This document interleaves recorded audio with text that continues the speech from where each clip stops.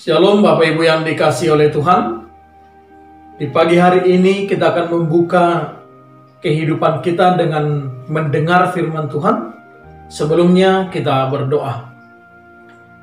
Kasih karunia dan damai sejahtera dari Allah Bapa kita dan dari anaknya Tuhan Yesus Kristus dan persekutuan dengan Roh Kudus menyertai saudara-saudara sekalian. Amin. Yang menjadi firman Tuhan di pagi hari ini, di hari Senin kita baca dari Kejadian pasal 18 ayat 32. Demikianlah firman Tuhan. Katanya, janganlah kiranya Tuhan murka, kalau aku berkata lagi sekali ini saja, sekiranya 10 didapati di sana. Firman-Nya, aku tidak akan memusnahkannya karena yang 10 itu. Saudaraku yang dikasihi oleh Tuhan, Abraham adalah orang yang sudah kita kenal dalam sejarah Alkitab sebagai bapa orang percaya. Iman dari seorang Abraham tidak dapat diragukan lagi. Iman percaya kepada Allah, penyerahan diri total, komunikasi yang sangat baik kepada Tuhan melalui doanya. Saudara yang dikasihi oleh Tuhan, Allah telah melihat dan mendengar bagaimana penduduk kota Sodom itu hidup di dalam dosa. Hidup dalam dosa percabulan yang sangat luar biasa. Sehingga Allah berencana untuk menurunkan bencana besar, ingin memusnahkan seluruh penduduk kota Sodom. Namun Abraham mempunyai kerinduan agar Tuhan tidak menjatuhkan hukuman ke kota tersebut. Karena apa? Karena dia mempunyai keluarga, yaitu Lot, yang tinggal juga di kota Sodom. Sehingga Abraham mencoba untuk meminta belas kasihan Tuhan.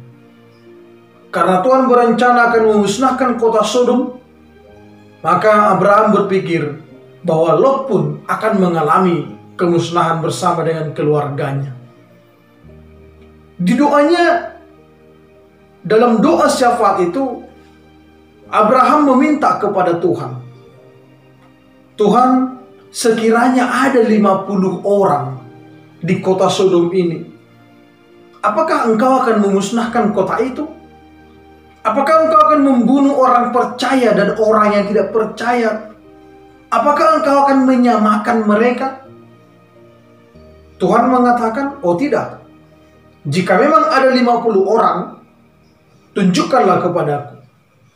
Maka aku akan membatalkan rencana penghukuman ini. Sekali lagi dalam doa syafaatnya, Abraham bernegosiasi dengan Tuhan. Tuhan, kalaulah sekiranya kurang dari 5 dari yang saya ucapkan tadi, oh enggak apa-apa, kalau ada 45 orang kau ampuni, kata Tuhan. Sekali lagi minta maaf Tuhan, mohon ampun. Janganlah Engkau marah. Aku mau bertanya sekali lagi, kalau 40 bagaimana? 40 pun saya ampuni. Sekali lagi, saya mau bernegosiasi. Kalau 30 bagaimana Tuhan?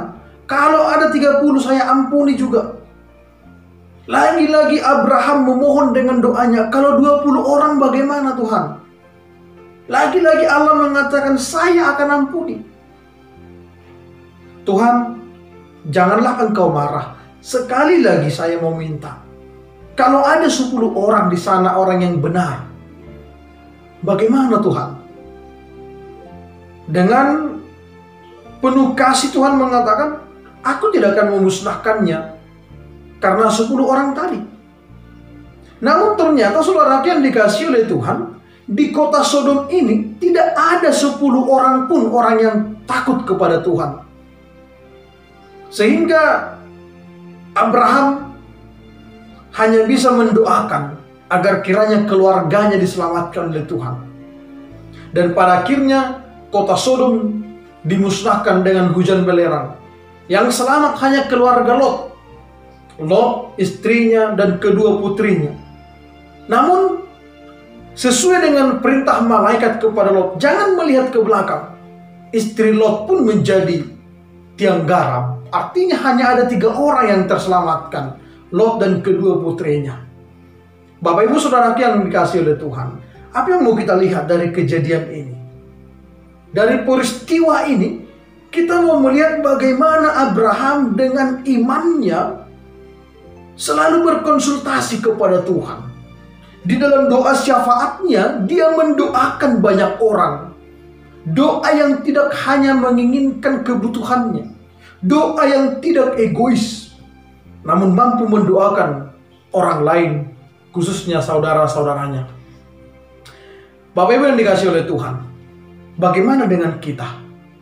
Bagaimana kualitas dan kuantitas doa kita kepada Tuhan? Sejauh mana kita meyakini doa kita akan dijawab oleh Tuhan? Sejauh mana kita meyakini bahwa Tuhan pasti mendengar doa kita? Atau doa kita masih asal-asalan?